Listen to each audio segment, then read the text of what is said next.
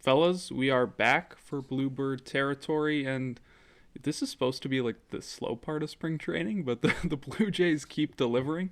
The games are happening, all the starters are getting their first starts, and there's going to be a new starter in the mix for the Toronto Blue Jays. We've danced around this one, talked about it a little, but it's almost official. I think he still has a physical to pass, but Max Scherzer will be back with the Blue Jays, and that is the topic we are going to take flight with today.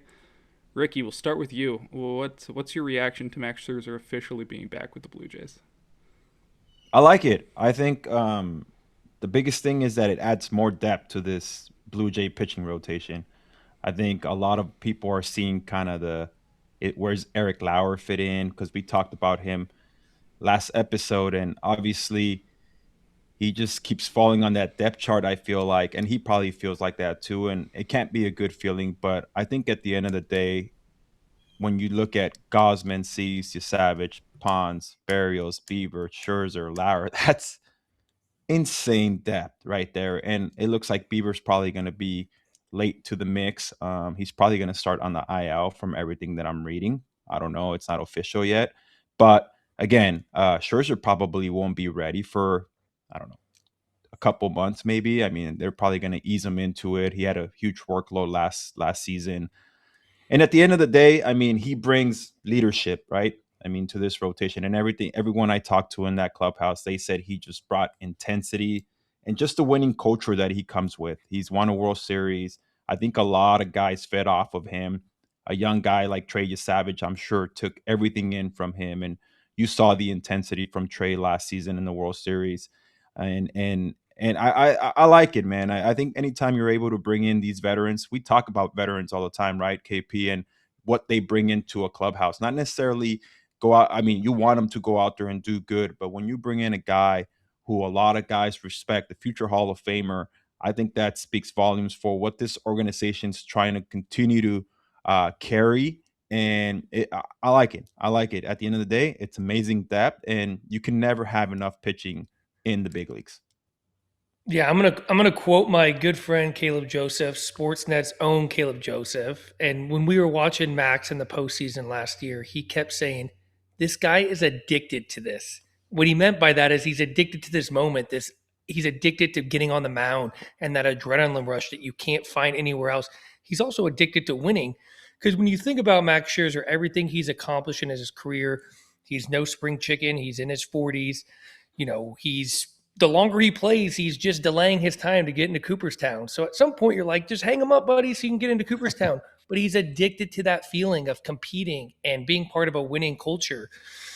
When I saw it yesterday, it kind of felt like, or last night, and once again, Blue Jays don't allow us to sleep. They don't allow us to just get comfortable in our bed at night. I want to just lay the head down on the pillow and forget about the Blue Jays for a little bit, but they make another move. So here we are talking about it again. But the thing I thought about was you just don't know all the ins and outs of everything that's going on in spring training. Is this strictly because they love what Max Scherzer brought last year? Do they believe he still has more in the tank? Is it because they don't like the way someone's looking at camp? Do they believe that like the Bieber thing could be a little bit longer? Is it possible that Trey Savage, potentially kind of has a mid-season, little bit of time off because his workload last year was more than he's ever pitched in his entire life? And I know they're kind of, slow playing him into spring training a little bit. Did they not like what they saw out of a Barrios or a Ponce? You don't really know the answer to that question. If this is strictly because they love what Max Scherzer brought last year, they love his intensity, they love his leadership, they love his competitiveness. And to Ricky's point, you can never have enough pitching. I love the move. Once again, it's not my money to spend either, but I do love the way that the deal was structured because it's incentive based for him to go out there and pitch. If it's a deal where it's straight 13 million and he could kind of take his time, whether it's going to be 10 starts, 15 starts, 20 starts, less than that, you start shaking your head a little bit. Once again, not my money to spend, but the fact that it is incentivized for him going out and making X amount of starts and pitching X amount of innings will just motivate him to get ready when he's ready and try to pitch as much as he can. And this is another great stat. Our great friend KP Mitch, you know him too. Chris Black tweeted out this morning. He said over the last two MLB seasons, where the Dodgers have won both World Series titles, 162 pitchers have made less. Yeah, 162 pitchers have made less than 25 starts in a season. Only one pitch for the Dodgers, Yamamoto. That's crazy, man. So this whole thing that, yes, obviously as a starter, me personally, I was getting ready for 30 plus starts, but we don't live in a time where that's happening anymore. And you're relying on, you give me 20, 25 starts, you be ready for October. That's all I care about. And even if it takes you all season to kind of get ready, get in the in shape, or you hit the IL early, and it gets you ready for that playoff push. And I think that to me was pretty interesting when I read it. And I mean, this is a team, again, the Los Angeles Dodgers, that have won 2 titles and have found kind of this recipe for success from the pitching staff. So depth is key, and if the Toronto Blue Jays want to make a deep run, it's going to take more than 5 guys. That's for sure. Yeah, for sure. I think that if the Jays do want to do kind of that Dodgers-esque mold, it's going to be John Schneider, if he does get an extension in the next couple weeks, is going to be earning his money, and Pete Walker is going to be earning his money, because it's going to be, as you guys know, like managing even like the administration of all that. When are guys getting rest? When do we put guys on a development list or restricted list or something for a couple weeks? But also it's going to be managing personalities like Max Scherzer. He came here to start games, and there's 7 or 8 other guys who want to be starting games too. So it's going to be kind of convincing guys what's best for them and what's best for the team. And the Jays pretty successfully did that last year. I also think, like, being around Max for one season, that guy was in John Schneider's office literally every single day. It was an hour every single day before the game. Schneider would kind of float it. It was his Scherzer time every single day. It was a pretty funny kind of ongoing bit. But John Schneider also said last year the one thing he loved about the Blue Jays is they didn't need a team meeting once all season. It was his opening spring meeting, and then there was never a formal team meeting for the rest of the year. I think one of the reasons that was because Scherzer's in his office every single day and is the respective veteran in that clubhouse and can be kind of a connective tissue between the manager and the players. So you don't have to call one of those kind of team meetings that us in the media then write about as some kind of like the sky is falling moment. You just have the players and manager connected in a more subtle and consistent way, and I think that's going to be an interesting element to have back in the mold. And as we saw this morning, like Max clearly wanted to be back in Toronto. His daughter, as I'm sure everyone has seen now, had that really cute note that she wrote in December saying he wanted to come back to Toronto. I think this, as much as like there was the potential he would go to San Francisco to play with Vitello, there was all these other potential things. It's pretty clear that both team and player and manager and general manager all wanted Max back, and it's going to be fun that we got this back in the fold. We'll hit on some other topics on the other side of this break. Baseball season is already here. We got spring training games going on. The opening day is like coming very, very fast, but also the WBC is happening right now. And I was looking this morning at the sponsor of today's episode, SeatGeek, which is one of the best ticketing apps out there. I was thinking about, like, if I have a week off, can I get down to Puerto Rico to see Canada versus Puerto Rico? I was looking at the ticket deals, and they have a couple deals marked as amazing deals on the SeatGeek app for that game. It is one of the best apps to look for stuff like this, because they have over 70,000 live events on SeatGeek. And of course, I have a code for you all.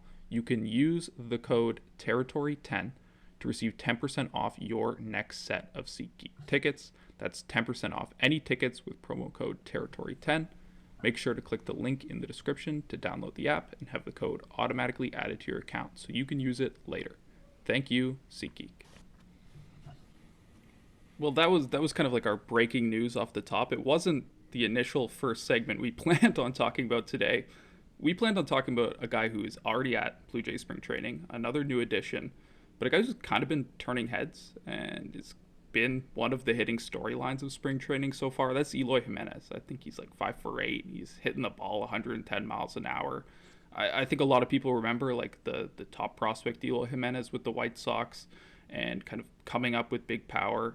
Kevin, you played with this guy for a bit, so what do you think the Blue Jays kind of have here with Eloy from your experience around him? Well, I think first and foremost, I think you've seen it with other players. When you get into a great environment and a great team and a great hitting department, you get the most out of players. And, unfortunately, Eloy spent a lot of time in the Chicago White Sox organization. And yes, they did have some good moments there, but definitely way behind in terms of, analytics and technology and just the communication from the hitting department and the players. What Eloy is doing is everything you're supposed to be doing when you're a minor league free agent and you sign with a team is you try to make your name known. You try to turn heads. Ultimately, it's out of his control if he can make the team or not. And I don't want to jump to conclusions here because we're only a couple games into spring training, but he's doing what he's supposed to do. He's supposed to put that team on notice. He's supposed to put his organization on notice. He's supposed to go out and impress. And that's what he's been doing. And I went and did a little bit of research and I wanted to think, where does Eloy Jimenez, kind of fall into place and how would it fit, roster wise? And interesting enough, Nathan Lucas, David Schneider both have options. I'm not implying or saying that either one of those guys deserves or is going to end up in the minor leagues, but sometimes that's the brutal side of this business is you have a guy who comes in with no options, minor league free agent, probably has opt-outs. You're trying to head north with the best 26 guys. Sometimes that's going to be without guys that were on your roster last year. And I think that was no more evident when the Blue Jays went out and signed or traded for Sanchez. You're like, where does he fit in? But if they believe that's an upgrade and their ultimate goal is to win a World Series, they are going to take the best 26 guys. If Eloy Jimenez can show that he can play adequate left field or the outfield or serviceable first base, I think he is going to, and obviously continue to hit the way he's been hitting. I think he is going to make a very tough decision on the Blue Jays front office, coaching staff, whether he goes or doesn't go. And lastly, I saw his comments about wanting to stay in AAA and waiting for his opportunity. He is saying all the right things. I don't think any player ever really means that. They may say it, but ultimately it's our livelihood in order to go and play in the major leagues and get an opportunity to play in the major leagues. And for people at home listening, watching, when you're a minor league free agent and you have no options left, it is built into your contract, whether it's, the 20th of the month, the 24th of the month, you have what is considered an opt-out, which means you can tell the team has to tell you you're making the team or not making the team. If the answer is not making the team, you have an opportunity to have your agent and yourself go market yourself to all other teams. And if they want to employ you and put you on their 26-man and their 40-man roster, you have every right to go there. So he is doing everything he needs to do to continue to turn heads. I think there's no doubt about his ability, top prospect in baseball, his ability to hit the ball hard, obviously in the right department of, getting him back on track. I think the separator for him is going to be what he's able to show defensively. Yeah, and also dealing with injuries isn't easy, and the amount of injuries that he's dealt with, it's easy to just call it quits. This is speaking somebody from experience and somebody that dealt with so many injuries towards the end of my career, and just the rehab process of it just gets tiring after a while. And the fact that he found a home last season in Toronto, in Buffalo with the Toronto Blue Jays organization, and the fact that he wanted to come back and sign with them says a lot. I mean, this is a guy that seems to be in the right headspace. I think he went back to the Dominican. He said he spoke to a good friend of his and kind of got him back on track because he was thinking about retiring and he was thinking about like, this is it, I'm done. He goes to the Dominican Winter League and then tears it up, wins the MVP there. And obviously now he's coming into spring training, as KP said. I don't think anybody comes in with the hopes that, hey, I just, hopefully I end up in AAA. He's coming in all guns blazing. Let's go. I want to try and win this job. And good for him, man. I mean, you root for guys like that, a guy that was on top of the world with the Chicago White Sox, and now he's trying to find himself again. And it looks like he's found himself little by little. And again, this is the type of organization, the type of culture that the Toronto Blue Jays have built. And I think when they accept a guy like that, and they're and you got Vladdy leading the way, I mean, it speaks volumes. And then you got Max Scherzer obviously now back. Everything about it just seems like they're just clicking correctly, and they seem to be pressing the right buttons. And you just hope that now this carries onto opening day into the season and creates wins for this team. Yeah, just for some behind the scenes, we were going to answer a bunch of user questions today because of the Scherzer news. We will kick those to next episode. If you submitted a question, don't worry. We're going to get to it. Thanks so much. And if you want to add a question for next episode, subscribe on YouTube. We're trying to get to 1,000 subscribers pretty quick here. It helps us. It also helps you find our videos. They'll pop up on your feed naturally. But I did want to just pull up a couple of questions we got about Eloy, which it shows you how many heads he's turning already in spring. If like people are asking about a minor league free agent a week in the spring, you're doing some right things. But they were kind of two separate questions. One we've already hit on from Big Blue Jays Storm, just about his shot at the roster. And then Pugger4 asked a general question about pointing out how many really, really good lefties there are in the American League, in Skubal, Fromber, Max Fried, Carlos Rodon, Garrett Crochet, and asked if we feel like the Jays need a great right-handed bat who crushes left-handed pitching, considering how many kind of mainstay lefties they have in the lineup. And I do wonder if that's kind of Eloy's path to this roster. Kev, you mentioned Nathan Lucas has options, and he's almost like an Eloy story himself, in that he almost retired a couple years ago as well. Made last year was a big part of the Jays, so it would suck to see a guy like that get optioned. But I do think in terms of roster balance, I wonder, Kevin, if you think like a guy like Eloy can find a path for himself with a niche role to kind of be a backup first baseman, outfielder, play against lefties. Yeah, absolutely. I mean, I did a segment. I'm trying to remember when the segment was. It might have been right during the playoffs or right after the playoffs on Foul Territory. And it was the evolution of the left-handed pitcher. And I'm pretty sure in that first round of the playoffs, I think it was 8 starting pitchers were left-handed. 8 of the 10 that started game one were left-handed. So it's never been harder to, you know, hit left-handed pitching. The left-handed pitching has just taken a step and a step and a step, and now most of the best pitchers in baseball are left-handed. So there's definitely a need for a guy that I used to be, which was, right-handed platoon bat off the bench. So when you can find those guys that are comfortable in that role, that can handle the bat well, that can provide some pop off the bench, whether it's pitch hitting or starting against some of these elite left-handed pitching, you need those guys on your bench, because it might not happen every single game, and majority of the games you're going to face right-handed pitching. But when push comes to shove and you're trying to win games in the postseason, you are going to run into guys like Max Fried and Garrett Crochet and Christopher Sanchez and Tarek Skubal, and the list goes on of the elite left-handed pitching you have. So if Eloy continues to show what he's been showing early on in camp, there is a way for him to get on this roster.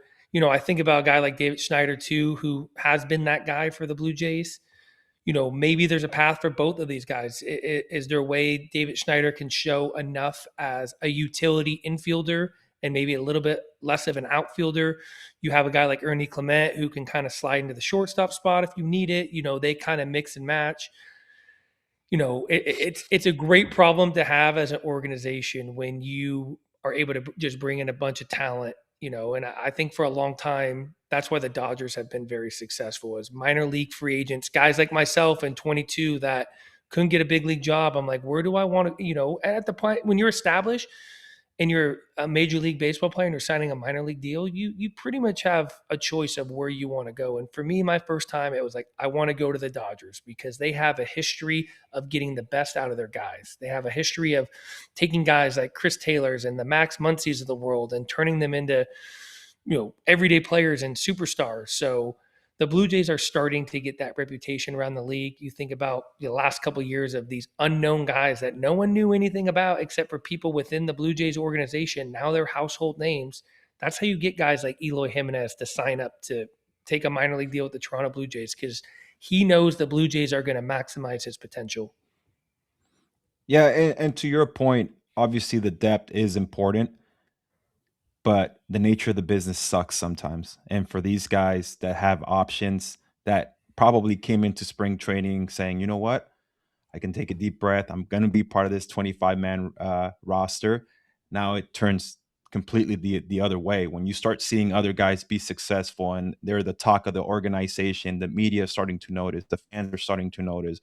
Now it becomes about, why is Nathan Lucas not hitting? He's doing this, he's doing that. And then there's added pressure there.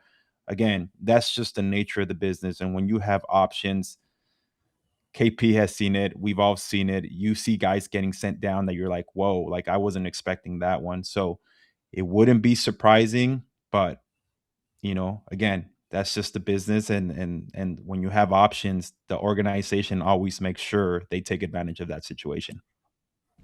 Yeah, and I think we all know if Nathan Lucas gets sent down the second there's a no field injury, which like there will be at some point if he's healthy and clicking down in AAA, he'll come back up. And yeah, you mentioned Kevin. That's why teams like the Dodgers are so good. It's because the guys they call up are not a fringy prospect that they're trying to see what they have. It's the Kevin Pillars of the world who are like, okay, we know Yeah, I want exactly what to. this guy. I want to make sure that our listeners know I'm not implying that Nathan Lucas is going to get sent down or David Yeah, Schneider, but this is why it's important to build a culture within your clubhouse. And we've talked about what the Blue Jays have built. And are there people's livelihoods and job status and the ability to not be in the major leagues and sent down? Are those in question? Absolutely. But when you truly believe that you've built a team, organization, chemistry that's about winning, sometimes sacrifices have to be made in order for the greater good. And it feels like the Blue Jays have done a really good job in bringing guys in and understanding that it's going to take more than, like he said, it's going to take more than 5 starting pitchers throughout the year. It's going to take more than, the guys in the bullpen. It's going to take more than the 13 position players they break camp with. It's the shitty part of the business. It's really hard when you have options and a lot of things are out of your control. But when winning becomes the most important thing to you and your organization and your team, it makes the that tough pill a little easier to swallow sometimes.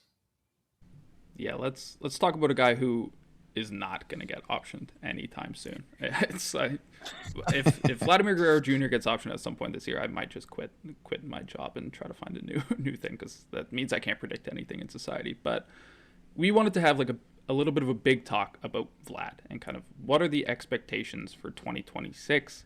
And like last year, regular season, first half he was decent, second half he was very good, but still maybe not like the best we've ever seen Vlad. And then playoffs, this guy's like come MVP 2 before. He's been a world beater. But the playoffs were the best, I think, at least I've ever seen Vladimir Guerrero Jr. He had 8 home runs, a 72 home run pace, if you expand on that playoffs, after a 23 home run regular season. And so, Ricky, we'll start with you. How do you kind of grapple with like what you're expecting from Vlad with Bo gone, and what he did last playoffs for this year? Rake, man. I expect him to be in the MVP conversation. In all honesty, I mean, he is that type of guy. He's the guy that wants that type of pressure on him, and I expect him to be who we all think Vladdy can be. And that's come out, be a leader. I think that's the biggest thing that he's embraced. I think what we saw in October was the leadership aspect of it. We saw the raw emotion out of him in interviews after that tough World Series loss in Game 7. You saw everything, and I think when you think about Vladdy and you think about like that recent interview that he did with MLB Network, and he talks about embracing October. Like he was trying to find his way early in the season, trying to hit the ball opposite field, move the runner over, and then it was like, all right, it's time to do damage. And I mentioned this in our first couple episodes. A lot of people were surprised about Vladdy and how athletic he is and how great of a player he really is. I think we all have caught glimpses of it, and obviously we have a front row seat. We watch him more than the average probably Major League Baseball fan. But when you got to see this guy in the biggest of stages, he delivered, and he delivered with authority. So I expect nothing less. I expect him to, one, be the staple of this lineup, and again, just the leadership qualities that he brings. I just feel like everything you see about him and the way he carries himself and just how he takes everyone in. You see the relationship with Okamoto. You see the fooling around with George Springer and all that. All those little things matter in a clubhouse, and I feel like everyone respects him, and he's going about it the right way. Yeah, I was looking up when you were talking, I was looking up his exact quote because I remember hearing it. And he said, the difference between the playoffs, every time I go to the plate, I look for damage. In the season, I try to take the ball the other way. Well, first off, I wish it was that easy for me to just be able to kind of flip the script and be like, you know what, I'm tired of just getting my hits. I'm trying to do damage. But I think that's always kind of been the challenge with Vladdy Guerrero. And not to say that he hasn't been an all-star level caliber player, but he just grew up, obviously with a Hall of Fame dad, but he is old school in his mindset of like, I want to be a good hitter first. And then the power is going to come later in life. If I run into it, I run into it. But he's still probably a guy who values trying to hit close to 300 or over 300. And with that, you have to sacrifice some power.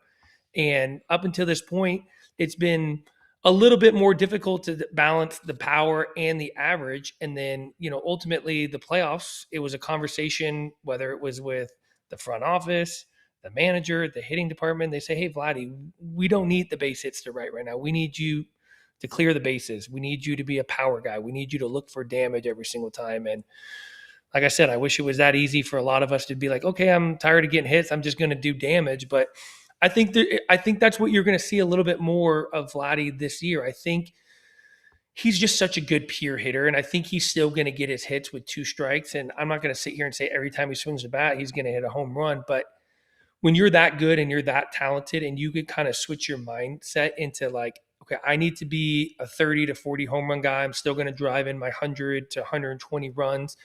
And I might have to sacrifice my batting average a little bit in order to do that. But with that, I think his on base percentage goes up because I think he's going to scare pitchers out of the zone even more with his ability to do damage.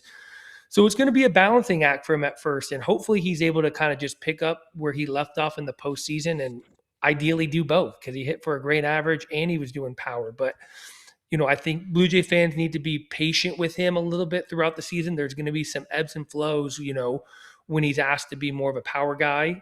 Some of the ability for him to just take his hit is going to, go away a little bit. And, without his sidekick for the last couple of years in Bo Bichette, he's probably going to be asked to be, more of a run producer. He was still able to kind of set the table a little bit at times because he knew who he had behind him. And some of the guys behind him are a little bit more unproven now. So he's going to have to kind of step up in a big way and be that power, and middle of the order guy that scares guys out of the zone.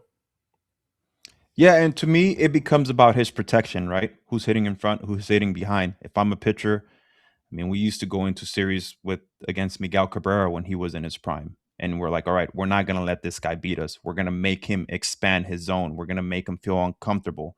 And I feel like you're going to see a lot of that with Vladdy. They're going to make him feel uncomfortable. They're probably going to come in and attack him, little chin music. That was the scouting report always on Miggy Cabrera. Get him down under the chin and then make him expand down and away. And I think you're going to see if he's able to have the good protection behind him, in front of him, I think it makes him that much more valuable. But if you're a team coming in and saying, well, he doesn't have much protection behind him, let's pitch around him, let's make him expand the zone.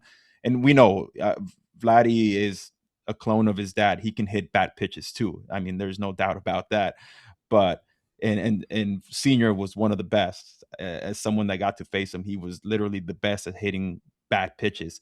And Vladdy's right up there with him. So again, to me, it becomes about the protection, and that's how important the guys hitting behind him and in front of him are gonna become this season for him. And again, you just hope to see this. We saw him blossom in October into this guy that was just unbelievably good, and hopefully he's able to carry that into the season and again stay within himself.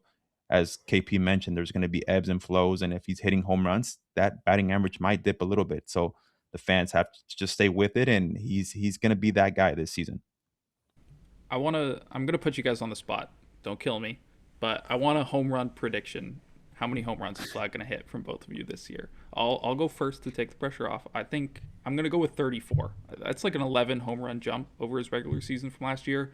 But I think you guys are right. Like I'm thinking about how he's gonna have to carry the power of the lineup a little more. He's clearly proven like multiple times that he can get insanely hot.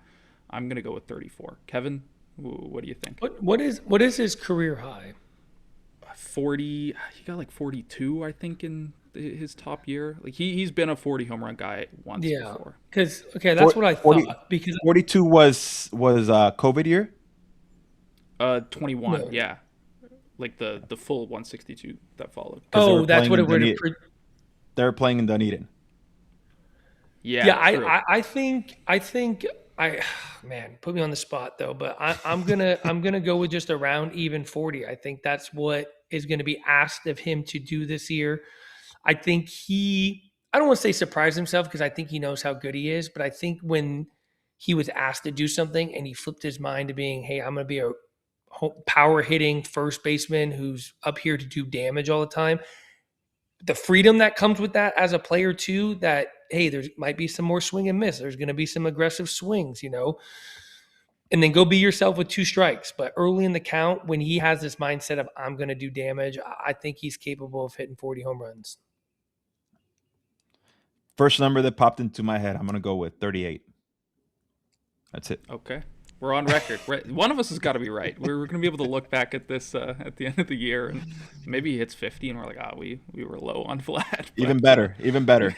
That would be great for the Blue Jays. They'd be happy if we were all low on Vlad this year. But that's our big Vlad talk. There's going to be plenty more time to talk about Vlad this year, I'm sure. We're going to be back next episode answering some of your questions. We'll hit on some other topics, I'm sure.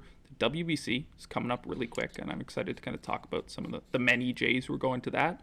But subscribe, thanks for listening, and we'll be back next week with another episode of Bluebird Territory.